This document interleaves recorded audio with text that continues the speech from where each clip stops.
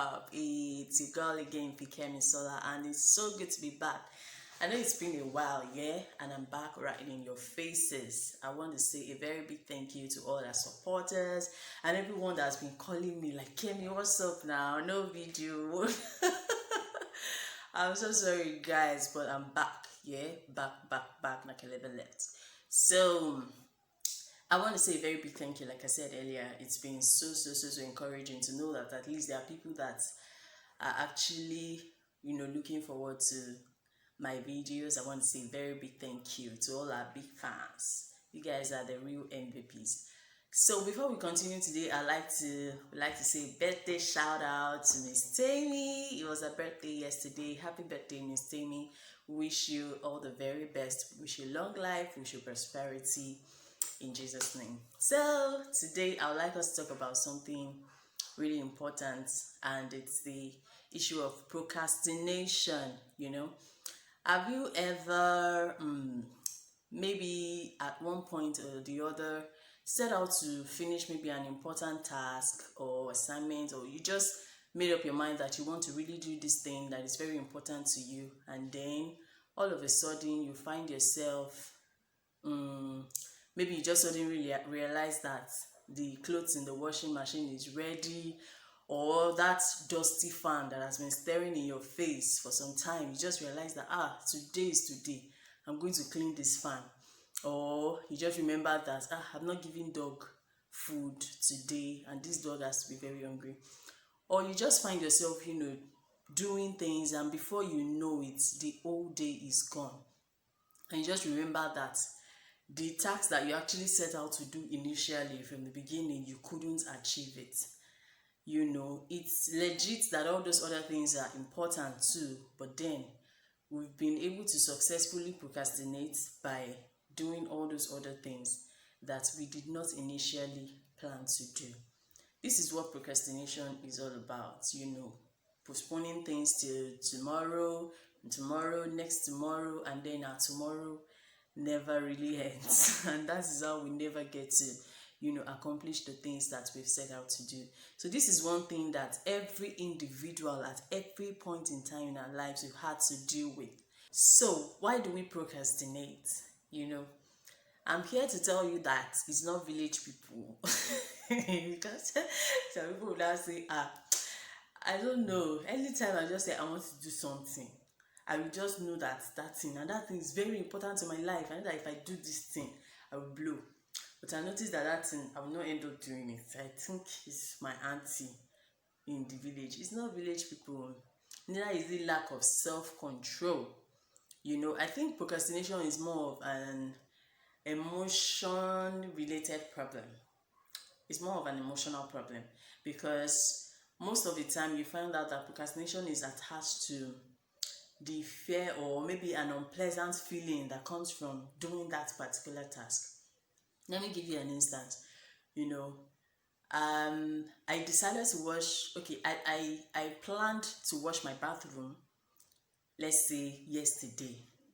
But when I remember that, I'm supposed to wash the bathroom, and then the thought that, man, I have to bring out all the stuffs in the bathroom, and then the thought of that unpleasant feeling, the bathroom is dirty, the dirty floor, I have to scrub it, to wash the WC, wash the toilet, wash the walls.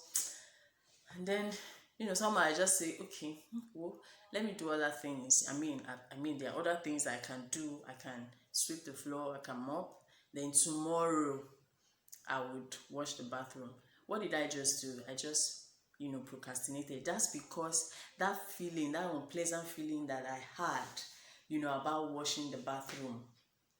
And that's how it happens for some of us. You just have that feeling. And sometimes it's even a lot more deeper than that. So it could be self-esteem, it could be anxiety, it could be self-doubt. For some of us that work in the corporate world, maybe your boss gave you an assignment or a job, and each time you remember that you're supposed to do this thing, there's that self-doubt, like, I don't even know where to start. I don't even have an experience in this thing. I don't even know how to write a document. You just have that self-doubt within you, and then somehow your shoulders just drop and you just want to engage yourself doing other things until it's maybe a day or 2 days to submission days, and then you start running elter and skelter. And procrastination can be very, very stressful. It can be really stressful because you find out that that task is still there, whether you do it now or not. You will still have to do it eventually, but then when you now have to do it, you will put in a lot of pressure on yourself because it's important for you to do that task. So it's important that we overcome all these emotional feelings. So now that we know that procrastination is more of an emotion issue, we must learn to manage our emotions in a new way. So there are things that we can actually do to stop procrastination. I mean, there are simple things, and we can try them, and you see that it will work. The first thing is you must learn to forgive yourself in the face of procrastination. Like, when you say you're going to do something and you didn't do it, you have to forgive yourself. You treat yourself with kindness and understanding. Like, don't beat yourself up over that thing. Yes, you did not do it, but you can also plan to do it tomorrow and actually do it. So you must treat yourself with kindness and understanding, and forgive yourself whenever you procrastinate. Another thing you can do is you can maybe promise yourself a gift or a prize or a reward after you have completed that task. Like, okay, when I complete this task, I'm going to take myself out for lunch, or I'm going to buy maybe your favorite drink, just something nice that will make you look forward to completing that task. And another thing you can do is you can avoid distractions. You see all the sound of the washing machine, the dog, the fan, everything that can distract you from completing that task. You need to, as much as possible, keep yourself away from every kind of distraction around you. Then another thing you can do is to break your work into little steps. So if you find out that the task is so big and it looks so complicated, it could be discouraging for you to even want to attempt. So you can actually break it down into simpler steps. After one, you approach the other, and before you know it, you're done. But you see, when the task looks really big, it will be difficult for you to actually approach, or even attempt doing that thing. But you can actually break it down into simpler steps, activities to help you achieve, the task. Then another thing you can also do is you can try to approach people that already have accomplished that thing, or already have done that thing successfully. It could be, let me give you an example. Let's take, for instance, maybe you have a group work in your office, or maybe you are newly appointed as the HOD or as a team head, and then you have that responsibility to, carry out a lot of assignments, and it looks so difficult. I mean, the previous HODs or people that have been there before you can actually approach them, on how they did it and how they were able to succeed in that. One thing you can also do is you can tell others about your goals. So when you keep telling people, it reminds you that I need to do something. Tell others about your goals. Oh, these are the things that I plan to do. Oh, this is what I want to do by the end of the week, by the end of the month, by the end of the year. Tell people about it. It somehow keeps you on your toes. Then, like I mentioned earlier about breaking down, those breaking it down into simple steps. You can also have, cultivate the habit of having a to-do list. Every day, before the end of the day, you write out the things that you set out to do. You mark the ones you were able to achieve, and the ones you were not able to achieve, you move it to the next day in order of priority. And then like that, you can keep tab on yourself and how you're doing. So you can actually cultivate that habit of having a to-do list. That would also help. Now, there are effects procrastination has on us that we need to understand, because a lot of times the reason why people keep procrastinating is because we have not understood the gravity of what we're doing. It just seems like, maybe it's my bathroom. If I don't wash it today, I'll wash it tomorrow. Or maybe it's my staircase. If I don't clean it today, I'll clean it tomorrow. It's beyond your bathroom. It's beyond your staircase. It's about the mindset or the attitude, because it's that same attitude you put into work, it's that same attitude you put in your business, it's that same attitude you put in every other thing that you do. So it's important that you don't just overlook it like, oh, Shabi is just, I will do it. If I don't do it now, I will do it. No. You need to, understand the effect and gravity. Procrastination can also, it would also cause you to have low self-esteem, because once you set out to do something today, you don't do it.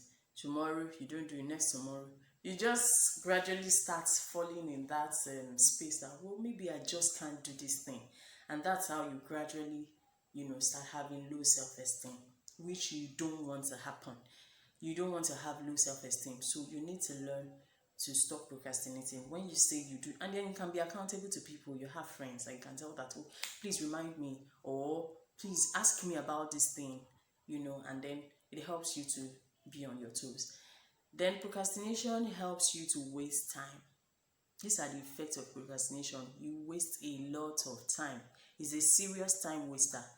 And they say in our country that time is what? Is money. Time is ego. So you don't want to, as you're losing time, you're losing money. That's what it implies. So procrastination would make you lose time. It will not only even make you lose time, it will make you lose a lot of opportunities. I mean, there are opportunities that will just zoom pass by you, and before you know it, you missed it. And you don't want to keep missing opportunities. You don't want to keep losing money. You don't want to keep losing relationships, because it gives you a bad reputation. That's what procrastination does. Imagine you tell somebody that, oh, I'm going to do this thing today, and then today you tell the person, oh, I'm so sorry, I'll do it tomorrow, and then tomorrow, and the person starts looking at you like, I know people like that. And when they tell me something, I just say, okay. So inside me, I know that this ain't gonna happen. So you don't want to have that kind of reputation, and it's not really their fault. It's because they've not been able to work on it over time. Stop procrastinating. Stop procrastinating. You don't want to keep procrastinating. It's not going to help you. It's not going to help your business. It has no benefit whatsoever. So I hope that as you set out to do the things that you have planned and proposed to do, you see yourself moving from one level to another. And that is my prayer and my desire for you. Thank you once again for listening. It's such an honor to be your host. Thank you so much. I'm so glad that you all are good. Thank you for watching. Bye for now.